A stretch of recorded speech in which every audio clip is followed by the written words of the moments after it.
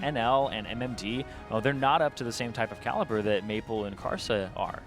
Interesting, of course, as we are now deep into picks and bans. Took a chance to break down those mid laner and already seeing some mid laners taken off the table. Let's just run through these. Zac, Gnar, Cassio, Nidalee, and Syndra on the side for Cloud9. Now, Syndra remaining a fixture in the pick ban, and Cassio showing up as well. With those two champions taken off the board, what do you think is going to be the best remaining mid pick?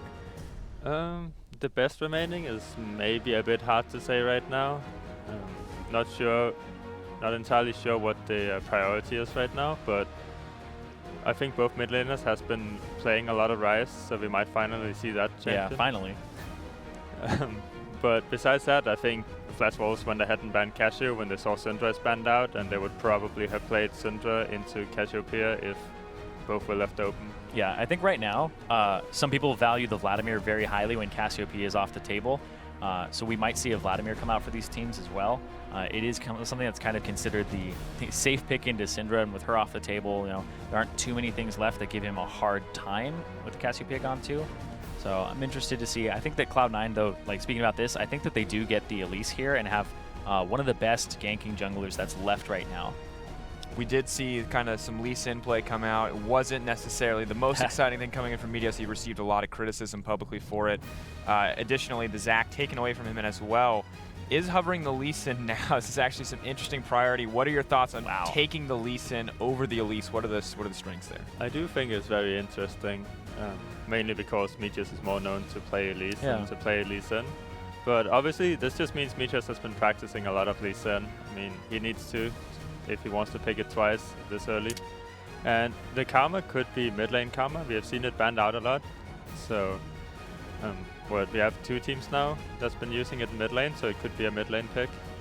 And that basically just sets it up to be a pretty boring pushing lane. Yeah. It's kind of how it works in bot lane too. Karma just pushes. And that's not what I want to hear. That's not what I want to hear, man. I want two assassins. I want people trying to kill each other. I am tired of people just trying to push.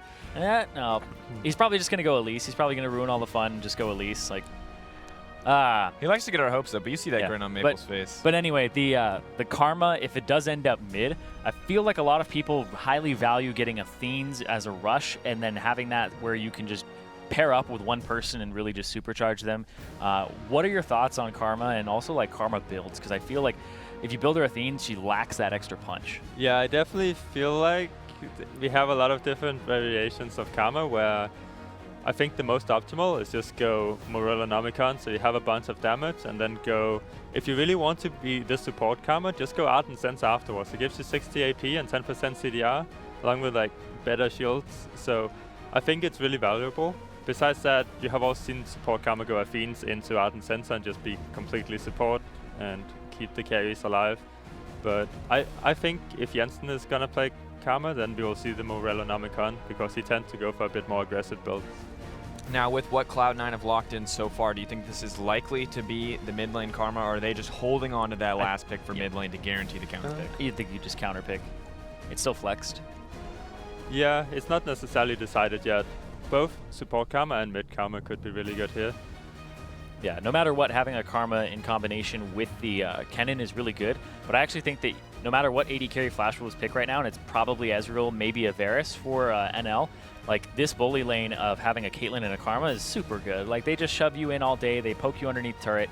It's just a really good time. So I feel like the Karma should probably go to the bottom lane, and then you just pick something really strong in the mid lane for Jensen to play up against what looks like it's going to be a Varus here for Maple.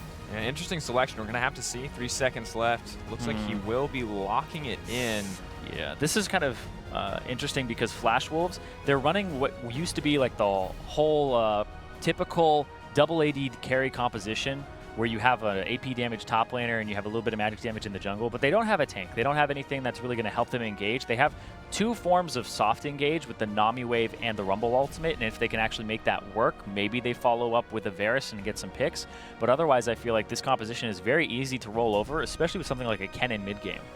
Now, correct me if I'm wrong, but even the Varus ult feels like a lackluster initial engage. It's a very slow projectile, relatively hard to hit comparatively, so it feels like we're really relying... It's not reliable, yeah. Yeah, we're relying on that cocoon from Karsa. I think that Flash Wolves doesn't actually ever have to engage, so they're more likely to use their abilities to disengage and just make C9 not fight you. So I don't think it's too much of a problem that they can't engage. They just need to siege up on towers, poke C9 down or poke them away from objectives, and then take the objectives. So, and that's kind of how poke team comps work. You don't necessarily always want to engage unless someone is split off. And if someone is split off, the Varus ultimate is actually really good engage because you can just pile onto that one guy. Yeah, typically you don't need any form of engaged. It helps you actually close the game out when you're a type of poke comp or when you're a double AD carry, and they like to just group up on turrets. But when you have a rumble, it just signals to me like team fighting mid-game and that you want to be able to get something from that. So I feel like that's their engage, is show up a little bit later to objectives and like poke you off of them or use the rumble ultimate to counter engage.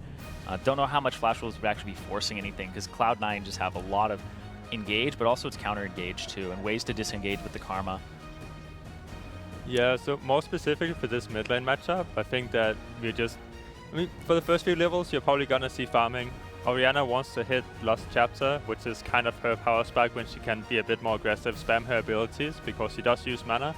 And the same thing for Varus, he wants to get to the tier of the goddess, and really just stack up the tier, hit some power spikes, and then once Ezreal and Varus has the power spikes, you're more likely to see them group up on towers, and then Rumble maybe roams down and puts an ultimate down and really just use all their abilities to force Cloud9 away from an objective and then take the objective and then kind of reset till they have all the ultimates again. For C9, I think that they can actually punish the Varus pick really easily because they have a Lee Sin.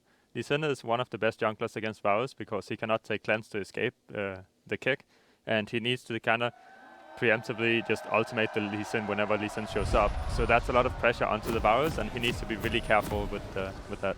Yeah, and on the inverse side, Jensen takes the cleanse because he's up against the Elise and the Varus ultimate, so it's actually a really good summoner spell for him to take. I'm glad that he's taking it because some people haven't been taking it. And so Elise matchups. Ambitious decisions, I think we can say, not opting to take the cleanse, but Jensen does take the safe route here. Not taking cleanse sometimes versus Elise is okay if you're playing against a really strong laner, but that's more depending on your jungle and mid matchup, where I think C9 came out ahead in this draft, just only looking at mid and jungle, because they have the stronger jungler and they have the stronger mid laner, and it's really hard for Varus to do anything because of Orianna's cleanse. So she can just constantly keep up the pressure and play aggressive. If Elise ganks, you can use the shockwave to interrupt Varus' Q or just to like pull him away. So I feel like C9 actually has a really good 2v2 to pressure Flash Wolves a lot. Early pressure coming down here on the bottom side, but of course, if you're watching this, head on over to Twitter, tweet at LoL Esports with the hashtag AskTheCasters. You can get more insight as we start to move into this laning phase as Jensen returns home, and Maple wants to make his way into the mid lane after that early bit of initial poke. Looking at the mid lane, you talk about Orianna not having to play scared. I just want to look at the early trading in this lane. Who do you think really has the edge? I think the early trading is pretty even, but Maple needs to kind of keep up with the Orianna poke. I think the Orianna poke is easier to hit while you're still pushing, whereas Varus, you need to decide either you're hitting the champion or you're going to hit the minions. But it's pretty even early on, and yeah, I think C9 should maybe just look to hit level 6 and then win from there. Since from most junglers I talk with, they think that Lee Sin just outright wins versus Elise at level 6 because he can one-shot her. And then you also have the kick opportunity onto Varus, so they're going to have a lot of kill potential. Yeah, it's a mixed bag because it's kind of hard to actually hit her with the Q when she's running away, just because of the fact that her spiderlings and all that. But it's definitely, like, if you catch her, like, if you get the jump, she's done. Yeah.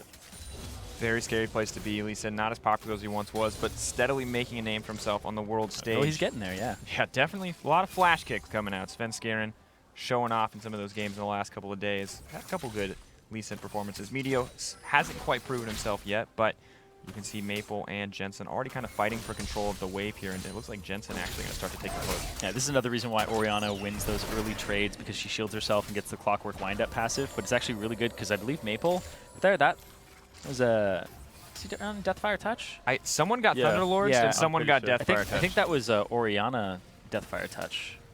Or sorry, Orianna Thunderlords. We'll find out momentarily. Yeah, it was Orianna Thunderlord. So yeah, he's running Deathfire Touch. I was like, what is going on? One thing though is that Varus is an AD champion and Orianna is AP, so Varus naturally has more AD since he's gonna take AD runes. So just from auto attacking, they're gonna go pretty even. Varus is actually gonna win out because he has his he has his extra passive from the W2, and Orianna only has the passive, so that's kind of like early game trades for Varus. It's good for him to also attack a lot. Yeah, and especially since he has the corrupting potion as well. Right? Yeah. So he's just going to burn through her potions and have a little bit more to spare. Yeah, that's another thing that's pretty good that you don't really see is that Jensen obviously buys 2 pots, whereas corrupting potion you can just keep refilling. So Jensen is kind of like losing out on gold every single time they take a trade, just because of he's using his pots. So he needs to buy more when he bases next time. So it is, I think it's beneficial for Mabel to try to trade as much as possible. Another reason why it's beneficial to trade a lot is because he needs to get less gold, since tier is cheaper than Lost Chapter by 150 gold, so he can base earlier than Orianna, and that's very good for him. Seems like a decent place to be. We did see Jensen take the blue buff from Meteos, one of the perks of those non-mana champions, but now a gank on the top side. This looks like it's going to be first blood, and that's some clean play. I'm die. Yeah. No top die today. No top This is die. actually pretty good for Mabel too, even if it doesn't directly impact him, because if Rumble can get the pressure in this lane matchup, then he can constantly push out and just roam down to mid and then put his ultimate down with Varus ultimate, and that's a very strong combination where Jensen needs to use his cleanse and then maybe even needs to flash out depending on how good the Rumble ultimate is. So Jensen's freezing the wave a tiny bit, but he's still going to have to back anyway, because yeah. Yeah, I think right here he just tried to make Varus stay. It's like if Varus doesn't to try and show, break then the freeze, yeah. Yeah, so like some mid laners will be like, okay, I need to push this out, I absolutely cannot base, but Mabel doesn't care because he has his power spike and he's like, I need to base and just stack this up as fast as possible. And obviously Jensen needs to push out. If he doesn't push out, he will not have enough gold to buy Lost Chapter, and that's a huge disadvantage for him. So he needs to push out and base, and that's really good good play by Mabel to just finish the recall. All right, so they just actually bought pink wards on their first back. Where do you think each of them should be placing their pink ward? I think for Mabel, the problem with this is he can jump over so many walls, so he needs to kind of predict where Meteos will go and where he's coming from. But in the side of the river, is usually pretty good, defensive behind the red buff. So he doesn't walk into the Wraith camp and then kick you from behind. The problem with Lee Sin is that he comes from behind and kick you. If he does go from, if he goes from the side, then Varus can just ultimate and Lee Sin won't be behind him, and he won't be able to flash behind him because he's CC'd. So definitely just have to watch out for Lee Sin coming from behind. Yeah, he's actually probably going to lose his pink ward in just a second here. Jensen will probably check that bottom bush. Yeah. Yeah. Saw him place it, and that's the thing is when you place your pink wards, you never want the enemy to see you do it, right? There's like top laners, don't walk into top lane, push it out, and then put it in that bush up there. Actually, just walk around the wall and not like where the top tier turret is, and like move to the side, put it in the bush over the wall, and then walk to lane. Like never show that you've placed a pink ward. And this also depends a lot on the mid laner you are, because Mabel right now does not have pressure in the lane and Jensen has pressure. So he cannot take as much time away from mid lane as Jensen can, because he's just gonna be losing out. Right now you can see Jensen has a small experience advantage, so if Jensen wants to, he can play around his that experience advantage. So he can play whenever he's level 7, he just goes out and zone him out. He even does it now when it's level 6 to level 6. And there isn't a whole lot of things Mabel can do about it. Because if he opens with ultimate, it's just Elise can come with gank, but Jensen has cleanse, so nothing's really gonna happen there. He has his ultimate to drag Mabel back, so it's really hard for them to actually secure the pick onto Orianna. And a lot of Oriannas will actually make this mistake of using the ball to clear the wave when you're in a one-on-one like this. You only do that when you know you need to push, because you can see what Jensen does is he positions the ball, he'll walk up, he'll throw it towards where Maple is, and he'll actually just use a dissonance, and then he'll just use the ball as a zoning tool, and then he auto-attacks to actually bring the minions down. A lot of people will spend too much mana, like trying to control the ball early to clear out the wave, and then you're pretty much all-inable, or like they can trade very heavily. And luckily, Jensen was getting some of those blue buffs, but now it is Maple with the blue buff. Guys, I want to take a chance to look at some of the Twitter questions we've been getting. At the Slowbo asks, how important is mid-jungle synergy in this meta? He says that Meteos seems to provide attention bottom lane, less so than mid. Is this correct? Yeah, that's actually 100% true. Meteos, when we looked at his regular season stats, top lane was his least camped lane, and it was one of the least camped in the entire league. Then that changed in playoffs when Impact just became a god. And then mid lane was his second most, but Sneaky got so much attention. I think that's just a part of their synergy. as Meteos and Sneaky get along so much and they communicate openly. How much of those stats are from the lane swap meta? Because that might have we had did a standard. We did standard lanes. Oh, that's yeah. only Standard standard lanes. lanes? Yeah, Okay. they do standard lanes between jungle proximity. Just so everybody knows, is standard lanes from 3 minutes to 15 minutes. So it's just seeing where people spend their early game and like not leashing and stuff like that. It's actually a really cool stat that they finally came out with, and it was like, well, we have to explain it every time we do it. I think this is one thing that Jensen does really well, is he's forcing Mabel to use his abilities to take the CS, and then if Mabel walks up to auto-attack, Jensen will try to actually harass him down, and that's why you see the CS difference. There's some other players that will just push no matter what, and they're like, oh, I'm winning, I'm always pushing guys, like this is awesome, and you don't really see a CS lead involved. Whereas Jensen, he just like takes it slow, he doesn't really have to do anything. We saw some action in the top lane before on the minimap, and nothing happened. And Jensen just stays there, and it's like, he wants to get the small leads, and that's really good. Yeah, and I like how he just throws the ball closest to Maple, just like that, and he stays near where the ball will retract, so he's not actually just pulling it back to him, but he's always making it so it's a threat to Maple. I actually want to answer the person's question because we got completely derailed about mid-jungle synergy and how important it is. I think it's actually incredibly important, not so much for the mid laner as much as it was before, but it's really important for the jungler because you have to be able to communicate when you need him to shove because you want to invade, or he needs to communicate with you that he's getting shoved in and your jungle is forfeit right now. Well, it's interesting that you bring that up because we talked about Meteos potentially spending more time on the bottom side, but in the SKT game, that was not the case. There was 30% jungle proximity for Meteos in the mid lane over the course of that game, whereas only 4% of that went down to the bottom side of the map. So you can see, kind of as you mentioned, that mid jungle has been more important. Admittedly, that match was a little bit more one-sided. In the mid lane department, Jensen was suffering a little bit, but it kind of does tell the story of the mid focus. Yeah, there's a fight coming top. The TP came through from MMD, and it was a Australian lane. Everybody went for lane swap later. And this is a mistake that C9 makes quite often, I would say. Yeah. Where C9, they're really good when they group around mid, because they play around Jensen's back timings. But I think that Jensen has a problem playing around his own team's back timing. You saw before Jensen based, his team actually based 1 minute in advance, but he wasn't ready to base yet because he was about to finish his Morelonomicon. So whenever C9 tried to force this play, Jensen based and was like, guys, I have a big power spike, and then C9 tried to get out, but it was too late, and that's like, obviously we can't predict how the communication is, but there definitely is some communication difficulties in C9 when this kind of stuff happens, because they just threw away their lead when you can see Jensen have like 20, 30 CS advantage in mid. How frustrating is that for you when that happens? I mean, it's depending on whose fault it is. I mean, it might as well have been Jensen's fault, but for not just basing. Like, if he had based early and not finishing Morelonomicon, that's fine. He would still have an advantage in mid. He would still be able to punish the Varus, right? But he obviously wants his item, and then we can make the play. Yeah, so it's just a mindset issue, really. Yeah, it's a communication thing, too, because Jensen, even just telling his team, hey, don't fight here, or don't push up that far.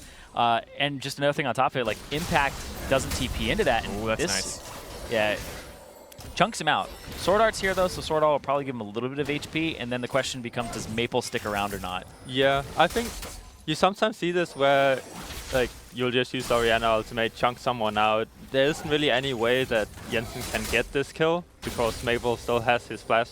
So, I usually do not like this chunk, because what Jensen can do is literally just tell Meteos to go mid, and then Jensen is gonna ultimate, and they can set up a really free kill without them having to even use anything other than Orianna ultimate. Now it's just wasted. He chucks his corruption pot, and like it kind of just resets, and now Jensen is out of pots. So it's not necessarily too good of a trade, even though he won it really hard. Yeah, I feel like it's one of those things that you just need to synergize with your jungler there, and as soon as you use that ability, a lot of your pressure is gone. For the rest of the map, like, hey, it's okay to fight it, hey, it's okay to have a team fight, Orianna ultimate is down. Like, Shockwave is a very important cooldown in these mid-game skirmishes that, like, it just opens a whole bunch of opportunities. Yeah, and this seems to be a potential concern for Cloud9 because they are steadily starting to lose across the map. That 2K gold advantage is approaching 3K for Flash Wolves. Jensen's fine, though. Jensen's doing good, and honestly, so is Impact as well. So what is the next step for Jensen? How does he get his team out of this rut? Is it using that Shockwave more for a team benefit? For Orianna, you don't necessarily have the best roams, especially not when you get poked down by Varus, and you don't necessarily want to face check the Elise that's actually fed now. So I think that instead of, like, right now they should do the same as before. They need vision control around mid, so Varus cannot poke Orianna down, so they always know where he is, and he's not gonna move anywhere. But also, if so, Flash Wolves doesn't all of a sudden rotate mid with Rumble and then just put pressure down on Jensen, right? Yeah. So he still needs to scale up a bit right now, and he's gonna keep getting a CS advantage because he can take everything on the map. Like, he's very strong right now. Yeah, and this is also an uncontestable second Infernal. And you can't contest this if you're Flash Wolves. If they did, they'd actually get obliterated because Impact has the TP advantage. Jensen has his Shockwave again. So that's just something that they can't go for. And C9 correctly identify that, sure, they're down 2,500 gold, but 2 Infernal Drakes does actually put you up there a little bit. I think that it's a little bit comparable. When does that 16% AD and AP really start to be the break point? Ooh, that was Shockwave, not going to connect. That was not even close. Hey, Observer! The cheeky zoom in, the cheeky BM from the Observer there. But it seems to me like at a certain point in the game. Now let's get that replay, half motion. Oh my god. quarter motion? Don't actually do that. I think Maple would, or Jensen would never forgive us. Was Lee Sin around there? Because if Lee Sin wasn't around, there's no way he would be able to solo kill Maple. At most, he would maybe get his ghost. Well, he's also, the thing I think Jensen isn't taking into account when he does that, and it's not an all-in, is that the Corruption Potion still has 3 stacks on it. Like, he's just going to chug all 3 stacks of his Corruption Potion and be completely fine again. Like, you don't even buy any time. You just actually waste the cooldown. Yeah, I think this can also be a bit of nerves for Jensen. Mainly because it's like, he should, if he just wanted to chunk down Varus, he should have waited 1 minion wave because he was so close to leveling up that he would get the reduced cooldown from being level 11. There's no reason not to wait for that. Yeah, he's also going to get blue buff too. Yeah, so it's like he's going to have 30% CDR, he's going to be level 11, he's in a very good position, very good spot. So all he needs from his team is vision around mid. And usually you will see that actually Jensen swapped out to blue trinket really early, which is funny because I was talking a bit about how a lot of mid laners has been sitting on the yellow trinkets for a long time. I don't think it's right.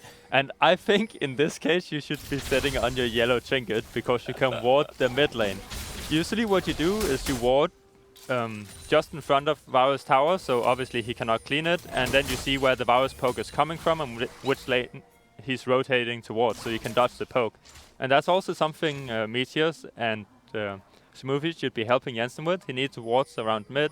So obviously right now the vision is okay. They know where everyone is on the map, and they're setting up for a dive in mid lane, which if they hit the shockwave, it's a pretty free kill. But Rumble is roaming down. So this is 100% telegraphed. Like the way Jensen might moved, go very wrong. The way Jensen moved, that's 100% telegraphed. Maple knows. MMD already got called down. Oh, Maple missed ulti. Good sidestep on that ulti. MMD now getting aggressive as well. Meteos has to be careful. And yeah, that was close. The way that Jensen played up there and actually went into the fog of war of the turret and was so far up and clearing out that minion wave. He's never done that this game. And that's just a shift in behavior, and Maple was like, he's got people nearby, right? When he played differently. For playing that far, but I don't necessarily think it's bad. If Jensen can force Maple away from the tower, it's really good. Oh, Nami. Good And damage. he's got no mana. Sorry, you were saying? I don't necessarily think it's bad that he's playing so far up. He just needs to be aware of who can be there so they don't die. Like right there, Meteos, if Maple landed that one ultimate, Meteos would have died. Like MMD would have been able to just protobelt Meteos and like he would pretty much die from it. You saw how low he got. So with 1 second more CC, that he would probably have died. And that's what they should be looking out for whenever they're setting up a dive like that. And it's kind of interesting, too, as we start to move forward. Jensen still seems to have control of this mid lane, but Cloud9 almost seem desperate to kind of extend the advantage that they've built up here. And Flash Wolves, you mentioned kind of telegraphing the play there. Jensen hadn't been getting aggressive, suddenly showing his hand. Froggen, I want to ask you about that. Is acting a thing in mid lane? Do you have to kind of be very aware of how you're playing and not changing your play style when that jungler shows up? Yeah, but then again, I don't think there's a whole lot of different things Jensen could do to really chain connects. Yeah, exactly why he took the cleanse. Yeah, it's pretty good, but still the problem with Flash Wolves composition, or not, the problem for C9 right now is that if Flash Wolves, they have their power spike and they can just group up mid and kind of poke C9 down. Or Ezreal is about to finish his man immune, and I assume Varus. Actually, Varus poke is already pretty strong, so they can just group up mid and just start poking down C9. They already have enough CDR on the champions. Yeah, we're actually seeing a lot of Ezreals in this tournament, to just swap to that for a second. Go for tier and pick up a cull, and then they just play on the back foot. And now they're getting gifted kills as well on top of it. This means he's so far ahead. I would actually say he's probably about 1,000 gold ahead right now. Yeah. Yeah, he's 2,000. What we I will was underestimating. like, it's almost this is pretty telegraphed from Flash Wolves comp. They need to group and siege with the Rumble ultimate, Ezreal ulti, Varus ulti, and these kind of things. Rumble just used ultimate to hold top, so they don't have too great of a siege, but otherwise they would be able to. Ooh, impact. Top die, top die. That's really good from Impact to stop that siege. This kind of delays the siege. If Rumble would be there with ultimate and be alive, all Mabel will have to do is ultimate someone, and that person dies because they just Rumble ulti on top of it. Then the Ezreal poke, they have really, really good chain CC, and this is one of the best power spikes they will actually get in the game. You're just constantly gonna see them group up and poke people away from the towers now. I've played a lot of these poke comps, and it's one of the most frustrating things to play against because you feel like you can't do a lot. Yeah, poke comps are really interesting because they're very frustrating to play against when they're played well, but when they aren't played well, they're just completely rolled over by people who engage. And engaging is seriously like really easy in League of Legends, like team fighting and engaging. Like if there's somebody out there who's gonna go play in a 5v5 tournament, just play an engage comp. Like it's the easiest thing that you could possibly do. It's so easy to run. Yeah. At any point in the Poke, game, though, even if complete you're opposite. like 5k gold behind, you hit one wombo combo, you win the game. Poke. You have to do so much, warding those flanks, trying to play safe, but it is working out for the Flash Wolves overall. You have also seen the Jensen pulled ahead early on in the laning phase because he just like outpoked Mabel. He just played it better, I guess. And then once Mabel hits his level 9, gets blue buff and gets a few levels, Mabel will stay even in CS because all of his abilities can just make sure he gets every single CS. So at most he will lose 1 CS per minion wave and he just stays even. So it's actually pretty good for Varus in this position.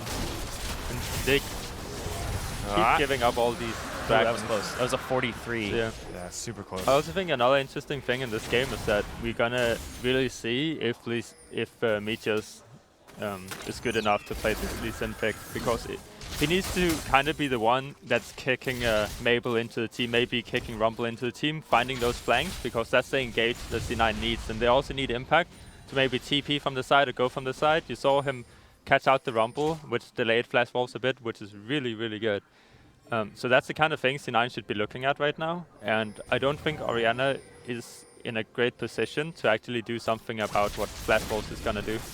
Now we see Jensen consistently going mid. This gives us a good chance to get another Twitter question. At babygirl_5464 asks, is mid lane roaming a requirement, and when is it good to roam? Not always. It really depends on the champion. And if you get an advantage, then definitely push through the mid lane first and then roam. Because people have different mentality. Like if you're playing Zed, it's like, is it better to just slaughter my lane over and over again, or is it better to roam? I feel like you have to do the first one for a little bit and then just go and roam elsewhere. Because you made one person useless, and you can't always rely on your bottom lane or your top lane to play as well as you did. So just help them out. That's my opinion on it.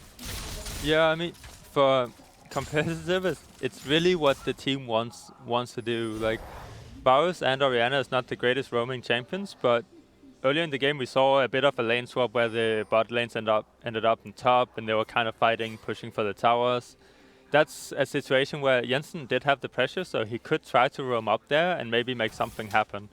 It's all about looking for the opportunities, and then you do sacrifice a bit of lane pressure, but sometimes it's worth it.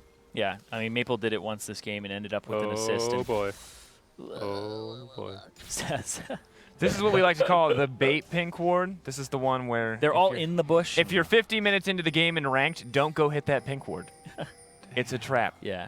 It's 20 minutes into the game, we can call it a mistake. But you see these wards right here? These are actually wards that allow him to stay off on the side and just shoot arrows like that from Fog of War and know where Jensen is. Kind of well placed there. They're trying to chunk him out. That's also one thing. C9 still does not have a ward in mid lane, so Jensen has a harder time dodging out on these abilities. It matters less because the mid tower is down, so he can't just stay back if he wants to.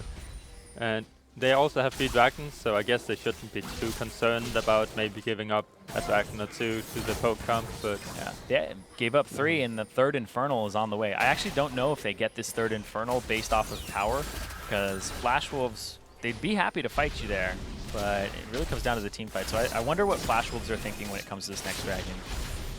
I want to look at both of these mid laners and talk a little bit about scaling. Varus still stacking up that tier. Orianna, I mean, a lot of flexibility in where she can go with this build. What is the fall-off point for each of these champions, or when are they strongest in the game? the 2 champions scale a bit differently, and it also depends a bit on the AD carries. Like,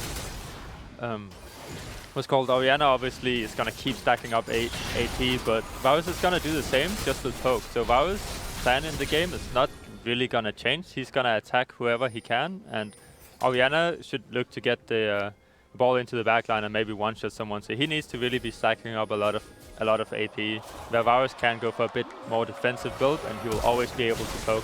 Oh, that's a quick pop down. Oh, that's perfect. That's good. That's a great layer. Nice little pickup. One important thing for the scaling is if C9 actually had any champions that could heal the teammates effectively, Varus would drop off considerably, because it's just his poke is not really valuable. Oh, that goes wide. Another Wave not going to connect. Nice Kick goes in. There's the play from Meteos. He's got the Q still on him. Nice. He's not going to go for it. Yeah, good. But yeah, that's good. That's exactly what Meteos should be looking for. Try to actually kill Maple. Yeah, he got both of his summoner spells. Jensen has both of his still. Like, definite advantage now in the mid lane. I do think maybe Jensen could have like played it a bit more aggressively or be ready for the Elise kick. For the shockwave and stuff, yeah. Because Varus just made it to the wall and flashed over, and that takes a while, especially when you have the communication to know that the kick is coming. But yeah, since there's no heal on C9, Varus never really drops off. In late game, his arrows are gonna hit for at least 600, if not more. And all of C9's team comp is really squishy, and they're not champions that really stacks armor. So Varus is just gonna really penetrate everyone on C9. Maybe only Lee Sin is gonna get a bit tanky, as you see. He just finished his range on Soman. Yeah. So he never really drops off, and Orianna is like... she's way harder to play, because Flash Wolves has long-range abilities that they can just play around Orianna. Where Orianna, she needs to walk up, be close to her ball, so she can put it even further into the backline. And if she's that far up, she has the opportunity to get hit by Bubbles, by Poke, by Elise Cocoon, by Rumble Ease. It's a lot of CC and slows onto Flash Wolves, and it's hard for Jensen to play this mid and late game out. Yeah, and that's what's going to be really interesting is this next Drake, Infernal, is up in 40 seconds. Maple's not going to have either summoner spell for that, so the low mobility Varus is incredibly susceptible right now, as well as the Rumble. They both don't have any summoner spells, so Jensen, like, he should be able to land a shockwave in this if it is contested. Like, there's actually no excuse if he misses it. NL throwing out these true shot barrages time and time again, trying to steal anything and everything he can. So far, it's just been a kill, although he has attempted the blue and the dragon. Now, Zirene, you talk about the theoretical setup for C9 here should be good if they can fight over this dragon. They have the tools. The flash is down from Maple, both sums, in fact. He gets in trouble. He's going to make it out. But they have a pretty decent gold lead on the side of Flash Wolves. Is this not enough for them to just pull out the edge in the fight? Right now, they're concerned about Maple not having flash up, and then C9 obviously having flash on Kennen, and he's already there for the fight, so they need to really protect him, and they don't have the best comp for really protecting him if they flash onto Maple. So oh, Jensen. Oh, he's gonna get shot. Oh, arrow. Oh, flash for flash. Wave goes This over is the really wall. good for Flash Wolves. That's exactly what they needed, is that poke. Sneaky They don't snare actually catch. have to finish Dragon here. They should just let it reset and poke C9 down. They know Jensen is low enough, so if they, like now, Rumble's gonna go mid. Oh, Meteos went in. Nice predict from did not Maple. get it, but I think this is very risky from Flash Wolves. They could just stay around, poke C9 down, and not make it a 50-50 smite. And they still got the mid wave as well. Yeah. Like, they got so much off of that. They're in a really good position. Also, Caitlyn does not have Bloodthirst yet. Kennen's actually looking for the ultimate here. He's going to try to become the impact. There's impact on the side. He's got exhausted right away. Really good follow-up with Shockwave. Yeah, that's the most annoying thing in the world is when you get exhausted by Kennen, or Kennen gets exhausted. This is exactly what Flash Wolves has to look out for. Like, the only way they lose is if Meteos or Impact really flanks them like that. And even this wasn't too bad for Flash Wolves. Like they got the Kennen flash, which is obviously an important engage ability for C9, so it's not too bad. Still, Meteos, of course, got taken down as well in the end, so it's really just that 1-for-1 plus the dragon going over in the favor of Flash Wolves. That seems like a good trade. It looked really bad. We'll take a look at that replay one more time. This looks so bad when Kennen finds the flank, but it really just seems to work out. Yeah, it's really good. And, like, that actually would have been a kill, possibly multiple ones, because he may have not gotten CC'd afterwards if he had just killed everybody. I am interested in seeing how Jensen got caught, though, in the previous fight. I would actually really Yeah, I really think like that to see might have been a Varus ulti or something like that. It's either a Cocoon or a Varus ulti, but the next one does follow up. It was the Cocoon at the start, followed by the immediate follow-up from NL over the wall. So that in the previous fight, they just leapt right over those Caitlyn traps to get that pick going. Jensen kind of disrespected that since he did have his cleanse up. Like, he could have cleansed and just ran away and maybe not have to flash, and then C9 could have taken the team fight, maybe. I think had a better chance at the dragon. But yeah, I think Flash Wolves, they just have to watch out for the straight up engages, and they don't need to finish the yeah, just gets aggressive, tries to trade with Karsa on the trap. So he didn't actually get Chain of Corruption there, but that's actually, you should probably cleanse that right away because it's in the middle of the fight, and that's the Cocoon, and then you just finish the dragon off knowing that Elise won't have Cocoon by the time you kill it, and you just have to watch out for the Chain of Corruption. But if you get a Chain of Corruption, you probably set up your ball. I think right now, in this game, it's probably going to be up to Sneaky to really carry this game because he needs to finish his Bloodthirster. Oh, he's so far behind now. Yep. A lot of damage. I mean, Flash Wolves are really aggressive coming into these fights, but Cloud9 are doing good to kind of get out of the area. Yeah. What Flash Wolves is trying to do is just follow up on each other's CC, and it's working out really well right now. But yeah, I think C9 in this game, Jensen should be looking to kind of support Sneaky, even if it sounds really weird for Orianna to kind of play more of a support role. The problem is if she walks up, she's going to get destroyed by the CC and the poke right now, and she's not strong enough. For Sneaky, if he does get Bloodthirster, the poke is not going to matter too much for him, and they can just stack shields from Karma and Orianna and Lee Sin on top of Sneaky, which would be really good. And this is actually a really good read from Cloud9 because Flash Wolves, all they want to do, they don't actually want to do the Baron, they wanted to bait them close enough to poke them out so that they could get the Baron afterwards. But mid lane, Sneaky found a push. Smoothie actually dodged the Cocoon, and even on top of that, like Impact pushed that bottom wave out. Guy's up 70 CS right now, and he's already level 16. So I feel like this is that's actually a really good situation for Cloud9. They actually closed a little bit of that gold gap just slightly. And things do appear to be going relatively well. Jensen with the 3 items, the Morellonomicon, the Void Staff, and the Rylai's. On the opposite side, Varus still working towards that Mana Mune. I actually don't like the last Whisper buy here. Because how much armor is there on the other team? There's 1 armor item. 2, I guess counting Zhonya's, out of everybody. I hate last Whisper buys like this because it's only bonus penetration. Like, yeah, I don't think it's very awful, good. actually. He could have finished, or maybe tried to finish his Mana Mune, which is almost fully stacked right now. Like, it's 30 minutes into the game. You should probably finish it. Like it's a good idea. Like at that point, you can get your Mana Moon, start going towards that, or you even get another serrated Dirk and start going towards Dusk or something like that.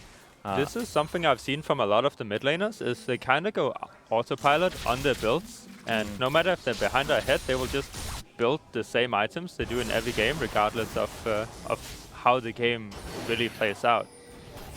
So that's, I hope they can adapt to that later on. Yeah, maybe a questionable build choice is at 700 stacks on that tier and counting as well, so he would be very close to that massive power spike because he would get the transformation. Yeah. I'll have to see if that kind of counts against him in any coming fights, but for now, Maple relatively safe to just keep poking. And Flash Wolves kind of setting up control on the bottom side of the map. I mean, this is like the standard poke comp. Are we just going to see the long, slow sieges coming in here from Flash Wolves? Yeah. Another reason why he might have wanted the last Whisper and where it makes a bit more sense is that Meteos is the guy that needs to be playing up for C9 and needs to be getting the Orianna shields and the Karma shields because they have no one else that can walk up right now. They need to wait for Sneaky to get sustained before he can walk up. Jensen can't walk up because he's going to get chunked out. So if Meteos stacks armor and shield him and let him walk up, because he does have the flash kick, that's a risk for Flash Wolves and they need to watch out for. TP flank. Just to call it, sorry. Yeah. This is actually... Impact does have flash if he wants to go for it. Yeah. This is really good disengage by Flash Wolves. Flash Wolves are going to go towards They need to delay the fight as much as possible and then just try to poke C9 down whenever they come. I do think Flash Wolves is in a good position to take a fight here. They have a really good spot for the Rumble ulti, for the Varus ulti, just in general for all their poke. They have pings going down Kennen got the in. flank. Impact got in. This is actually really dangerous. This is okay. Flash Wolves just need to stick together. He ulti flash onto them. Yeah. Oh, he got bubbled. He didn't do it. Great bubble from SwordArt. Good disengage there. This looks devastating. Yeah, for Cloud9. that was the fight right there. That bubble. This is good. All they need to do is just keep disengaging, and they don't ever have to fight. They can just poke them down. C9 has no sustain, and that's why I think he went for the last Whisper, because they know Meteos is going to be the one walking far up, so he's going to hit Meteos more than the rest of C9, and he just wants to make sure that he can actually chunk Meteos out so he cannot do anything. I'm more okay with it from NL because you only hit one person with your Q, but the fact that you have pass-through damage on your Q as Varus, that's why I don't 100% agree with it. I think that there's more things that you could invest in and have a better time with, but I can definitely see that. Will be interesting, of course, as he has now finished some major items, both Ezreal and the Varus with the Muramana. Maybe we're going to grab the quick blue buff here, but he could be in trouble, honestly. Cloud9 getting aggressive here in the jungle, trying to throw down some vision. Elise also finished her Render and Omen, so she's a bit more tanky if they actually want to start Baron. Let's see, Meteos might be caught out here. Ooh, nice cocoon coming in from Karsa. No flash from Meteos, that's huge. No playmaking, no kickback. Oh, that's not who you want to kick into the team, though. I think MMD wanted to actually Q there before he's done yet. I'm not sure. So this is like a big problem of Lee Sin actually getting caught out. If he doesn't have his flash, there's no way he's gonna kick Mabel into the enemy team. Like Meteos is gonna get CC'd and he's gonna have a really bad time trying to find someone. Impact is actually looking for a kill here, bottom. It's getting aggressive. Yeah. Decent damage comes in, though. And it's just getting harder and harder to find those solo kills as the gold lead starts to grow here. 5K. Flash Wolves getting some dragons of their own as well. Elder and Baron left on the table. Meteos actually got the sustain now, so that's really good. He can walk up a bit more with Karma and Orianna shield, and this is when C9 can start getting a bit more pressure back into the game on the back of Sneaky. You can see Jensen, of course, continuing to stack up the items. Is he still just looking for that combo? Because Sneaky definitely not looking to keep He does lose half his taking arrows. HP, but look at how much he's going to sustain on the next minion wave, and that's why the Orianna ball and Karma shield is constantly on Sneaky. So Varus cannot walk too far up, because Sneaky is just going to have the extra range. He actually cannot. Ooh, Jensen is taking that. So at least you have the sustain from Red buff. Yeah. The AD carry life. Is this pretty much all about just mitigating Varus' ability to poke? Yeah, this is about C9 getting pressure back into the game, and they need people that can walk up. So Impact needs to look for the flanks, and that's what he can do in this game. Meteos needs to be looking for the kicks onto Varus, but it's hard while he doesn't have flash. Sneaky can walk up too, because he has QSS to cleanse the Varus ulti or the Elise cocoon, so he's actually not in a lot of trouble versus his Flash Wolves team comp. Like we talked about how Flash Wolves doesn't really have any real engage, so that really allows Sneaky to walk far up. And if they do choose to fight Sneaky, well then C9 probably have a better straight up team fight comp with Orianna. Seems like a good situation to be in, but they just cannot find the setup necessary, and Flash Wolves are just continuously baiting these bushes. Yeah, I think Flash Wolves, they have all the tier 2 towers, so they should try to get more vision up. Like in the jungle, on the lanes, so Mabel can constantly poke. Right now you have no wards on the mid lane itself when you have tier 2 down, and I don't think that's very good. You need the wards so you can constantly poke them down. If you're not constantly poking them down, well, C9 is just scaling, and for them to scale with the Caitlyn is really good for them right now. That solid spot to be, of course, doesn't always have to be all about Jensen. Orianna with the shield will continue to grow later in the game. Meteos getting caught again. Does have to burn the kick there as well. Has completed the GA though, so does have one get out of jail free card in the coming fights. I mean, kind of a scary point to be at for Cloud9. It seems like Flash Wolves just setting up around the Baron, looking for picks as well to try to secure it overall. And unfortunately, it seems like less of the Jensen story for Cloud9 as we move forward, and them just trying to figure out how to survive as a team. I mean, Jensen is very important for Cloud9, and he needs to execute his job, but he needs to, I think it's more about following up for him than making the big shockwave. Yeah, that's why I have way more emphasis on C9 trying to do stuff that enables Jensen to really do stuff in this game. Right now he hasn't been able to do anything at all except for like pressure him in the laning phase. So it's almost gone too. It's just 30 CS difference, whereas I think Impact, a lot of this game relies on him and Meteos, like you said, for the playmaking. Like if they can get in, they can actually get a good engage. I feel like Jensen's follow-up could just destroy the entire team if he's able to get it. Like that's the thing that they're looking out for. Also, one important thing is that Mabel chose to go for the Dominic's regard, so not the reduced lifesteal. Mortal Reminder, yeah. Yeah. So he should have. I personally think he should have tried to reduce how much Sneaky is gonna heal in this game, as we're probably gonna see it. MMD's Dunzo. Yep. Here comes the Nami wave, though. That shield. SwordArt putting on a He's dead, show. one more auto. Oh, is going to get him. It's the 1-for-1. This is not worth for Flash Wolves. They used the exhaust and the flash on Nami. Oh, suddenly Meteos is in the middle of the Karsa team. Up. Oh, there's some Jensen stats. We don't need those because we're going to watch this. Oh. This is really okay. good job. Ball delivery service comes through. Maple throws down a bit of poke. No flash. Okay. Yeah, C9 can probably not do Baron because they can get poked out. But yeah.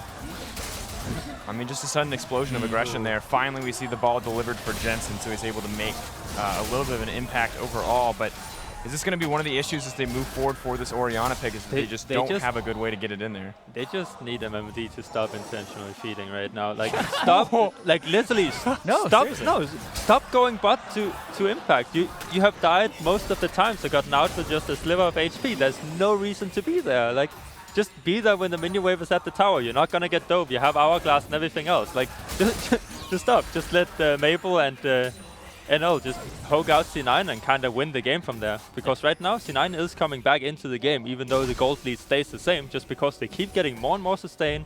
They get a bit more armor, a bit more items. Like, it's getting harder and harder for Flash Wolves to poke C9 down. So, and they also lose a lot of pressure in the game, even though they wasted the Kennen flash. So.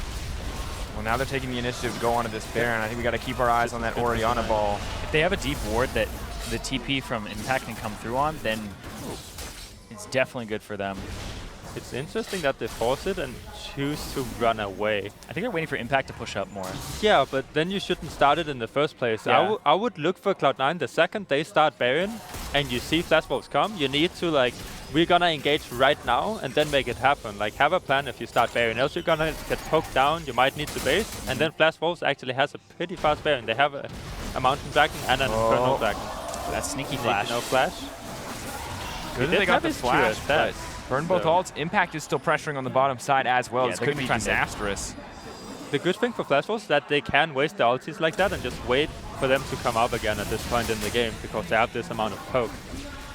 Looks like we are going to be in a little bit of a base race. They're just going to burn trying down to this behind. mid. He's going to have to place a ward, though, for Impact if they want to even make a play.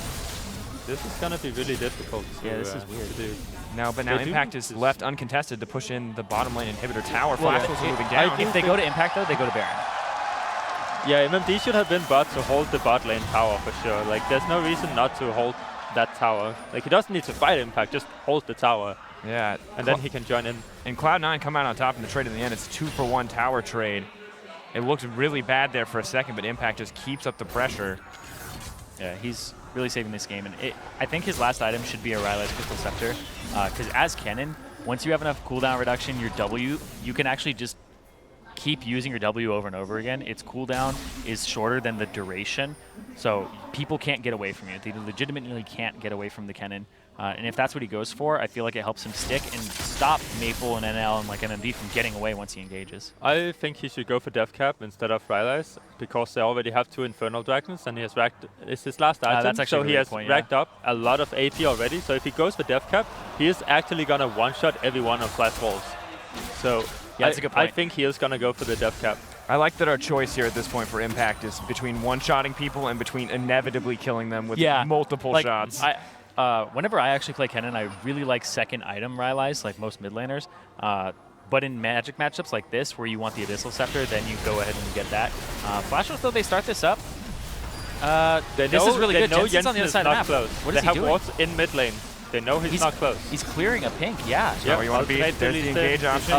Meteos chains seed isn't going to get it. No peanut moment. They need to get out of the pit. They need to get out of the pit for Kennen. Yeah, he can't get in there. Back. Wait, why'd they go back in? For the GA? Yeah, for the GA. It's okay since C9 didn't really commit, but it would have been nasty if they had to team fight an Orianna Kennen inside the pit. I don't know why Jensen continued to clear that ward. I feel like you just walk over it and run. Like that. Yeah, I don't know if that was... I guess it was a pink ward. He was stuck there for a while. It's 4 seconds of his time. Maybe Jensen a little bit frustrated with having to play the game so slow despite being so far That's ahead. what you need to respect. You can't just go to blue buff. That's what I was talking about earlier. Get wards on the mid lane so you know where people is going so you can constantly poke them down. And that's basically what gave them a free Baron, is that they know where C9 is. I also think this is wrong from Impact because he doesn't have teleport anymore. Like, I don't think you can actually match the Rumble. Even if you kill him, they force 5v3 down mid. You need to wait for Meteos to come back up. And maybe you get the inhib if you kill Rumble. But I think he's gonna have a hard time killing Rumble, right? Yeah, the guy went Just for Banshee's Banshees, Veil. yeah. It's like, whew. This is an opportunity, though, for Cloud9. We talked about them not wanting to group in the Baron pit, and the Elder Dragon pit is no different, but it seems to me if Flash Wolves get this, it could be the last shot for Cloud9, but they're too far away. They're gonna be Okay, too so slow. I think what United is thinking right here is that Kennen has his flash up, and they're gonna wait for him to get his death cap. He's stacking up gold right now and needs about 300 more gold. Actually, 250 more gold now before he has his death cap. And then when he has death cap, they're gonna try to actually team fight them and try to get a good engage. So we're gonna have Smoothie and Meteos try to get a good. Actually, no good TP wars because he doesn't have TP. Yeah. So it's up to Impact himself.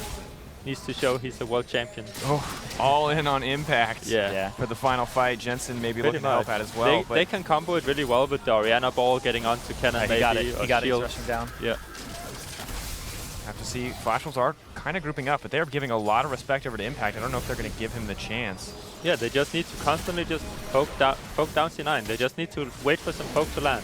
Enno can walk up and hit the inhibitor because he has flash and he has his E to get away. I feel like if you're Impact, that's a lot of... Ooh. Is a late one, too. I feel like if you're Impact, you actually walk out of top lane and you just go through the top jungle. I know he can't know if it's warded or not, but Yeah. Actually, cool. Question for you. If you're Impact right now, do you actually swap for a sweeping lens? Yeah, I mean, I think so. I do Kennen think should do that. it's a good choice because he needs to know where it's warded, but at the same time, it took too long for him to get to death cap. He should have told his team, yo guys, I need to get all the farm. This is the item we're waiting for, so let me get everything, right? So he should be looking for a flank at that point. Right now, as long as they can stall the towers from falling down, it's okay from them. I guess that's why he's not walking around, because they feel like they can hold that tower, and they're backing off now. Yeah, Flash Wolves are playing so patiently here, not willing to give up a single fight. They know Impact has the potential to just obliterate their backline. I mean, if Flash Wolves don't overstep here, when is the next opportunity for Cloud9 to actually get one of those fights? They just have to wait for Flash Wolves to mess up. Like, obviously, they need to be looking at, they need to get the Impact flank, maybe the Meteos kick. It's the same story as before, but the more the game goes on, I feel like Flash Wolves is, kind of not wanting to risk anything could cost them the game. Like, they have Elder Dragon and they have Baron, and they didn't really push any lead with it. They just tried to poke C9 down and get the 3 objectives. And when you have been playing that way the entire game, it's really hard to change your playstyle from being like, okay guys, we actually need to win a fight to end this game, because no matter what, you're gonna have to win a team fight to win the game. It doesn't matter how well you've played up until this point. It's like, now you need to actually win a fight, not just poke them away. And that's gonna be the struggles of Flash Wolves. And of course, Meteos losing his flash in an instant. We talked about how crucial that is for him to make the big kick flash kind of plays. But I want to take a chance to look at the itemization coming in from Maple. We do have the Death Dance as a final item. What are your guys' thoughts on this? I saw this the other day where it was a Caulfield's Warhammer really early on for Varus for more cooldown reduction, and then he eventually got Death's Dance.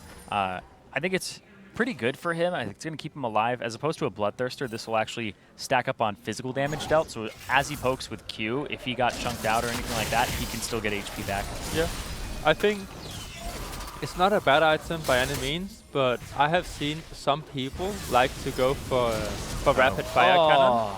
Because if you go for rapid fire cannon on Varus, he can attack the tower kind of in front of Caitlyn and just give it an auto attack every single minion wave when you're slowly getting it. The same thing in teamfight, you're a bit safer.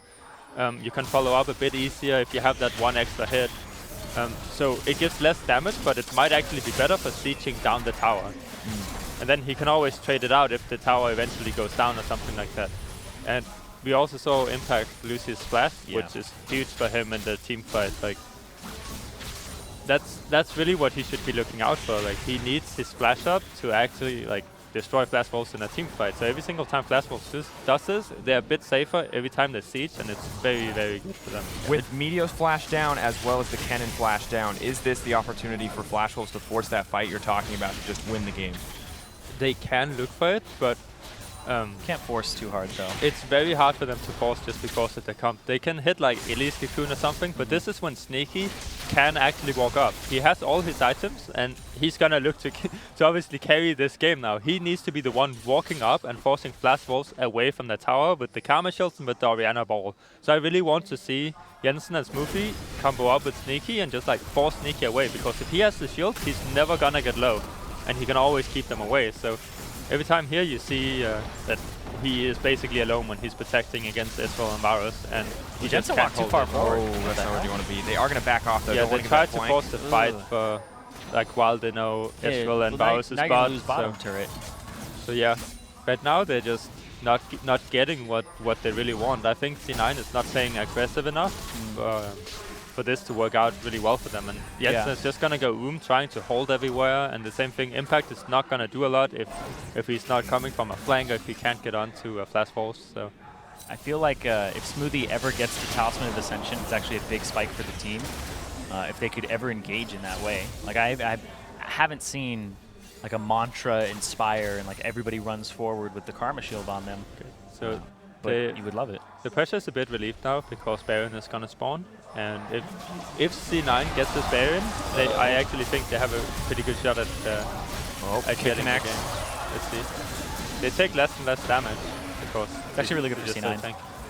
C9 did use the Meteos, so they're a bit less safe, even though they have the QSS in the clans. Yeah, but NMD ulti, Maple ulti, NL ulti, SwordArt ulti, and then they have all of theirs except for Sneakies. The good thing is that NL and Maple, they have really low cooldown on the they'll be back ultis. fast. It's like 40-50 seconds on the Varus ulti, and then Ezreal just spam Q and get your ulti back up really fast. Nami ultimate is almost up again. Yeah, but if you're able to actually get a turret off of that and like force something, then it'll be all right. I actually thought they were going to go occupy the Baron pit during that time, but they decided to go down mid instead. Well, yeah, and we're 50 minutes into this game, and the 7K gold lead is going to mean less and less, and that advantage of the additional Fernal Drake on the Cloud9 side is going to mean more as we start to approach that 6 item point for Jensen and as well as Impact. Yeah, and then it just comes down to composition and execution. Right. I think that C9's is easier to execute at this point because I really think they should just look to make Caitlyn unkillable, because she can kill everyone on flash walls and she basically cannot die. So if they just protect Sneaky whenever he needs to walk up, then it's really good. Like, you see, stuff like that. If Jensen has his ball on Sneaky and Karma just shields every time Mabel shoots an arrow, Sneaky will not lose any HP, and he will just be there and he can trade back. If he does get low, then he needs to back away and then sustain, and then he can run up again. And that's a huge issue, and that's why Varus doesn't really fall off versus his team composition. Like, one of the big issues as well, as we look at this, so often you get Mortal Reminder to mitigate the healing of champions, but that's not something that affects shielding. So if the shields keep coming, there's actually nothing they can do to make those shields any smaller to stop the constant reinforcement of that life bar for Sneaky. that's why I would have liked a Mortal Reminder to reduce the healing that Sneaky can put out. Like, if he does get hit, it should be much harder for him than it is to like really sustain back up. But they elected to do otherwise. So especially since they only have Elise and tank on C9. So. Yeah, not many people with more HP than him. Yeah, there's only 30 seconds left on Impact's flash, so I think that's what Cloud9 are waiting for right now. Kind of stalling until that point. Yeah, I would like to see Flashballs actually force something while like these flashes are down from C9, because I don't think like everyone right now has finished their items. Impact has like full items. Jensen has full items. Sneaky has full items. It's like, okay, you want to wait for the support to finish the 6th item too, or something like that. You mean it's pretty close for SwordArt. He's always sitting on a Kendall gem. So. Yeah, no more pinks for him. Yeah. Matt talked about this the other day. Always have slots for pinks, he said, but I guess if you're waiting for that one final team fight, that's bad. That was the money right there. This could be bad. Impact running for his life. Yeah. I think they can get Impact's flash. He's saving it. I feel like you flash counter engage there, because all 5 of them just jumped out. I don't know. I feel like that was an opportunity there for Impact. Meteos is on the backside. We're kind of waiting with bated breath here because one fight will decide this game. Meteos. This is like, he got his flash again. Yeah. This is gonna be really close. I think for Mabel and for NL, they need to be looking to get poke onto Jensen. They need to poke Impact, maybe poke Smoothie down. Like, they need to poke the targets they can. Caitlyn at this point is okay to poke, but it's actually not gonna do anything because she's just gonna sustain back up. So poking Caitlyn in favor of other champions is actually not good. Oh no. Oh, Meteos. Not quite. They use Meteos here. Use the kick as well. So flash kick down for Meteos. Maybe Flash Wolves will opt to start the fight, but Impact, of course, still with the flash, still with the ultimate. Jensen as well. We could look for that wombo combo kind of scenario. But Cloud9 are just playing so scared here. I wonder if this is going to get to the point where one of them gets frustrated and tries to engage, like an Orianna self-ulti flash. I mean, oh yeah, they're all on the side of the pit. I think like, this is pretty risky. Yeah, it's super risky. They know Meteos is not close, so they're probably gonna back away from this. Be careful. Oh no! Actually finished it. Jeez. I mean, now it's just gonna be stalling for Cloud9. Wait for Shockwave to be back up, and then they can maybe do something. I mean, do you even think that they can stall? There's 2 open inhibitors, the Baron buff now. I do think they can stall because Sneaky can walk up and actually attack. So it depends on how they play it out. Where's he going? Jensen's going for blue, and then Sneaky is just clearing out a camp. You don't need gold, Sneaky. You have 3,000. You literally need no gold. Trying to catch SwordArt. Karsa trying to catch Smoothie. Oh, Smoothie. Got caught out. Oh. 1 shot, 1 kill, Maple. I actually like how Flash Wolves have been playing this. They've just never been too impatient, and they're always just like poking away, know what they're doing. Yeah, Flash Wolves have been playing this immaculately, honestly. It's been a really good game for them, but it can get cracked in just a second. Yeah, I mean, it's still up to, it's kind of up to Impact. You haven't really seen him do anything except for like just killing the Rumble and like winning his lane really hard. Besides that, he actually hasn't really done anything. This is not quite where Cloud9 wanted to be as we see Meteos now set to fall. They're going to be able to pick up the GA2. Jensen, however, is on the way. Nope. No. I'm not sure if he just really wanted the Grump or if he was actually going for TP Wars, because I think the Meteos was going for TP Wars so they can have one final fight with Impact. The problem for that one final fight would be that it's like if they lose the fight, they're gonna get the Nexus destroyed, and if they win the fight, they're kind of just back into the game. I don't think they can actually finish. Well, I think death timers right now are like 65 seconds. Yeah, but 2 inhibitors are down, so it's really hard to actually finish. Especially because the fight, like there might be a few kills. If all of C9 survives, maybe they could finish. But yeah, it depends on where the fight happens too. They really just, like right now, Flash Wolves is gonna wait for the super minions to kind of go into the Nexus towers, and then they can get the last tower for free, kind of. Yeah, so they're probably gonna avoid fighting. Oh, Jensen got poked. They might just walk up and take it this wave. I think they're. Yeah, it needs like 1 or 2 shots. It's got nothing left on it. There we go. Interesting spot to be. Oh, Impact still trying to make a play. He might be able to get SwordArt there. Because he's having the minions get barrioned up, so they actually push faster. Okay, I can see that. It actually makes sense because SwordArt is not worth killing, and it's still gonna take a long time for him to kill. Yeah, maybe not. Not SwordArt. Yeah, they use Shockwave on him. Yeah, that was being way too far. Impact behind. Did he in trouble? He can't get Maple. There we go. Finally. Get destroyed, right? If he actually gets the engage, Maple gets destroyed. There's nothing he can do.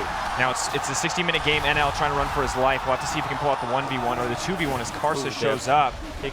This should be Dragon. They'll clear out their base, but they might get Dragon here if you're Cloud9. Yeah, they're gonna go for the Dragon. Someone is gonna push down mid, and maybe they're gonna go for the inhibitor, depending on how they do. You can hear the crowd 50 seconds. Like this is what the Flash Wolves should have been avoiding. They're just trying to.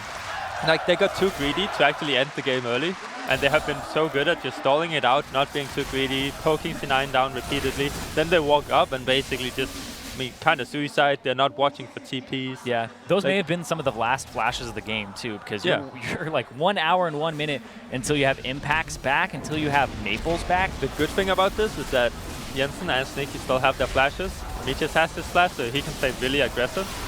Oh, that's actually good though. I think that's fine. It's a good try. If you get the kill, you can almost end the game. NL ult. Okay. Yeah, they had a ward. That's gonna be stalling till the inhibitors are back up, and then C9 is just gonna run it down mid probably. Yeah, you can't actually fight them right now. Like team fighting comp with Elder. And the fact that they have 2 Infernals on top of it, like, and of course no longer having the flash advantage as well, so it's much easier for Impact to make his way into the backside. That proto belt combined with the speed ups there. Yeah, that's a big thing. Is like we talk about how Kennen needs flash to make these engages. He doesn't need it if the other team doesn't have flashes. So it's much easier for him to actually get in there. And with Meteos with his kick flash, like if Meteos kick flashes Maple in this next fight, like all you have to do is Lee Sin. I feel like that's your only job is if you can kill Maple. You don't have to kill NL, you don't have to kill MMD, just kill Maple.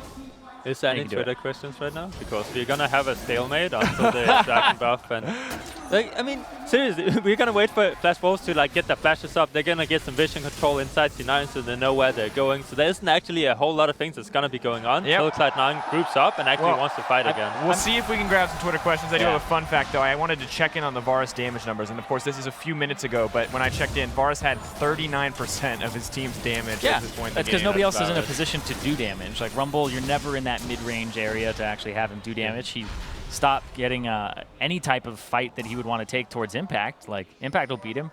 So, yeah, the only person who even gets to do damage. Maple's actually probably done more since then. I believe it. Maybe have moved up in the percentage there overall. Jensen was at a 27%, but as you said, not in a position to really do damage in the majority of these fights, although he has had, you know, pretty close calls with those potential solo kills on NL. I'm glad we have Froggen here for all the late game strats. Like, dude, this type of game is a struggle. It's like, oh, why are they never fighting? This is so boring. And it's like, it's all about vision. If you get picked off, like, the game is over. Really? So you of all people are telling me this is boring? Yeah. Like, Froggen, this is what you've done to us. This is the type of game we have to cast. Fun fact, did you guys know that I have once, like, won a game being 0 kills and the enemy had 2 kills and it was against Fnatic? Yeah, I remember that. That was the lowest kills that anybody's ever had in a victory. Well, there's a team fight, so let's focus back in. The fun facts are wonderful, gentlemen, but despite the stalemate that we're expecting, it does look like teams are still trying to find a way in. Yeah, inhibitors come back up. Baron comes back up in a minute. Karsa's going to have to find something, go back, but how long on Impact's flash? Because I feel like that's what they wait for is that time race. 82 seconds? Ugh. I mean, honestly, this is the point where those Ionian Boots of Lucidity come in pretty handy, those reduced summoner spell cooldowns. It is a minor thing, but minor things are kind of the big deciding factor in these fights. Yeah, every time I've played Kennen, though, it's like Sork shoes or bust. Like, if you're going for the Ionian Boots of Lucidity, you're kind of a utility bot, and you don't do as much damage for sure. And killing the AD carry or the mid laner is your main goal. I understand that like getting a lot in more there utility better, than but frequently not killing the AD carry. It's kind of strange, but I feel like Sork shoes just feel so good. This is also interesting from Flash Wolves because they have a lot of wards towards the bot side of the map. Oh, actually, they're all timed out. Never mind. But yeah, they're gonna look to just ward up and then try to poke C9 out. And if they can successfully poke them out, they're gonna, they're just try to do Baron. Impact is on the way. Why are they always doing this over the wall? I feel like 6K. Are C9 afraid of the approach? Impact's gonna need to flash in there if they want to get anything. Are they gonna get it? Yes!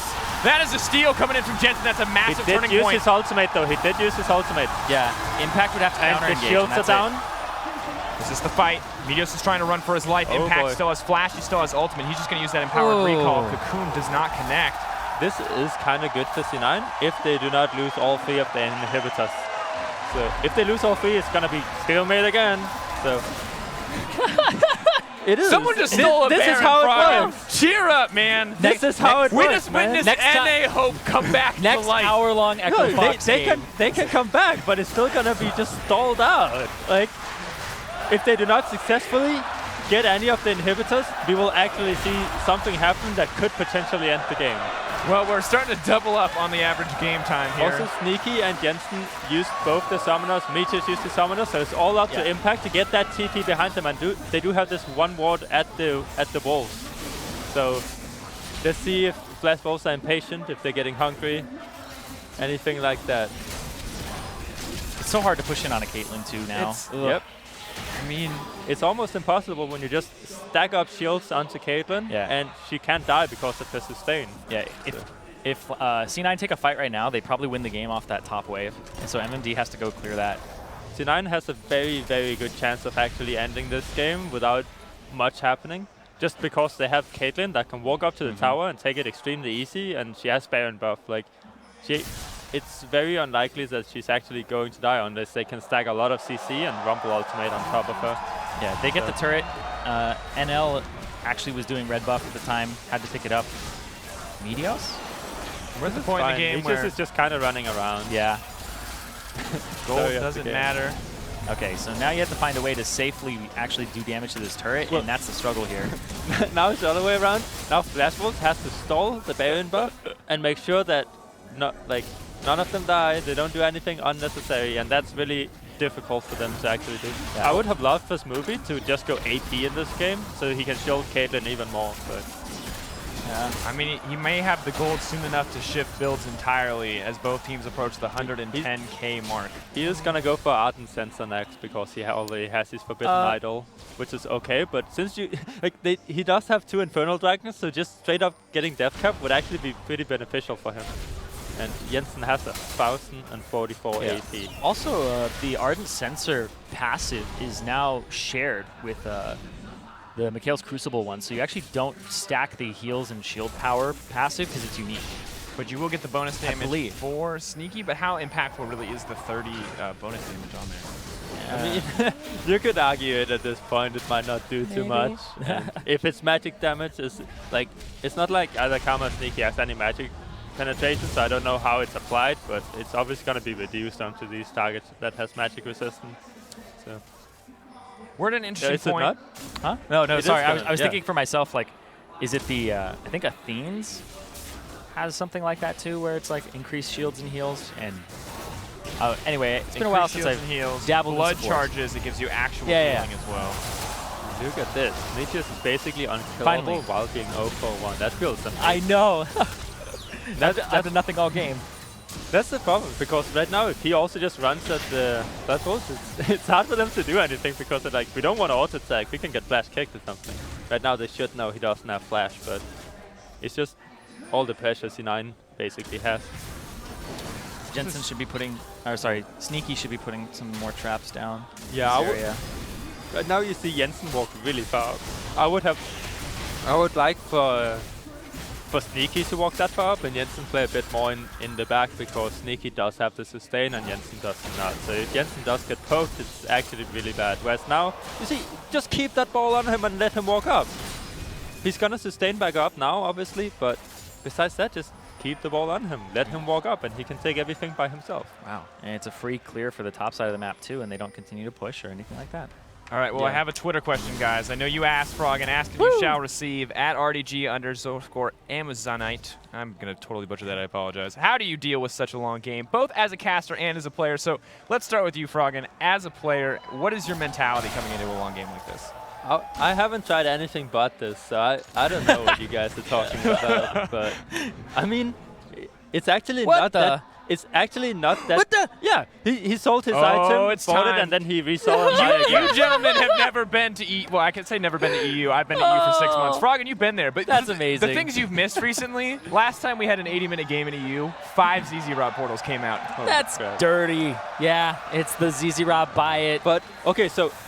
How you deal with late game is knowing like what you're capable of doing, what you should be doing, and what you should not be doing. There's these things you should absolutely not be doing, and it actually doesn't matter too much if you're not doing anything at all. Because late game, if you're not doing anything, just stay at your tower. You don't have to do anything. Everyone is at full items. Who gives the crap if they take the entire jungle? They're doing nothing with it. Like, it's just some extra gold. Like, obviously the buffs are very important, but it is not like... You can just wait at your tower and wait for them to make a mistake. That's how it is most of the time. Whoever makes the first mistake is going to lose the game.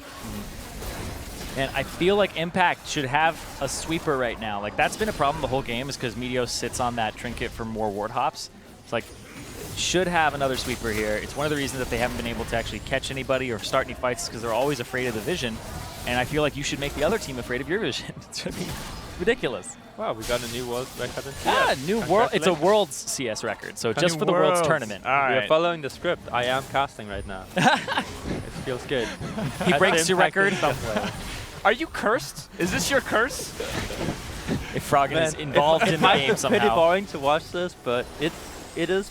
I mean, you see all these small things happening. Right now, Meteos is behind them, and it's like, oh, I'm gonna look. He's been there for a long time too. Kick Mabel, you know? It's all about these small mind games. Oh, there we go. There we go. One kick. Oh, Let's go. There it is. Cloud9 coming in big. Oh, I think I'm gonna be able to get it. Flash needs to. You need Sneaky up though. They need. Oh. No. Okay. No, I think they got it. Yeah. If no one on C9 dies right now, they're gonna win. Nice trap. Yep. I told you, it's all about making that one mistake. Right now, Flashballs just walked up mid and walk into an area they have no vision of, and you know C9 has vision. Okay, so what Flashballs should have done, walk down mid. Literally, walk down mid, take 3 inhibs. if C9 gets the Elder Dragon, it does not matter at all. They're not in position to take it. So just take the 3 inhibitors, and then you can back away. If C9 walks in your back, you poke them out as we did before, and then you just like kind of walk away. Or if they really force the fight, you have super creeps coming your way. You have 2 in each lane that's coming, and it's just way easier to end out the game. Now they're like, I'm gonna walk in blind to Elder Dragon, and that's not good at all. Yeah, and Meteos actually stayed there for so long. I'd actually love the time, how long he was there, because they knew there wasn't any vision, and he's like, I'm just going to plant myself right here at the red buff, and it was a long time. I want to say it's about 45 seconds. Really good. The entire game, he has like known what he needs to do, so regardless of his score, I would say he is really trying to do his job the best as he can, right? And then it's just like, kick Mabel into the team. One time he doesn't see it, and it's game breaking. We talked about it earlier. He's got one job. You have one job. Basically, yeah. That's and all you have to do for your team, and you will win the game. That's why C9 is picking this in, regardless of how it went earlier in the game. So that's pretty good. And Impact also got in really well. He did use his flash, though, which I'm not sure if he needed to, but it is, Maple Flash it is the definitely something you want to just like make sure you win the fight. So yeah, it was the kick into the flash from Maple, so Maple had to flash back. So Impact, in order to get over the wall, had to flash to follow. I think he had his Eon, Karma Shield, and I think Smoothie used his Talisman of Ascension to try and rush him in. It was actually really well played there from C9. So now you're going to see Jensen is staying more in the back. It's awesome. Sneaky has to walk further up, and then Karma needs to shield. Every single time Jensen walked up, he's going to get poked down, and it's not going to be good. He needs to constantly just shield Sneaky, and it's the only job. Yeah, it's almost like a solo mission where you just buff the AD carry, you give him the shields, he walks up to the turret, maybe hits it once or twice, and then he walks away. Like, even if he gets caught, you should trust that he's going to Mercurial Scimitar, right? Yeah. Like, I feel like that's totally fine. If everyone piles onto Sneaky, Jensen's job is to place his ball and ultimate them, so he kind of peels for Sneaky in that sense. So right now, keep the ball onto Sneaky and shield it's a divided fight, too.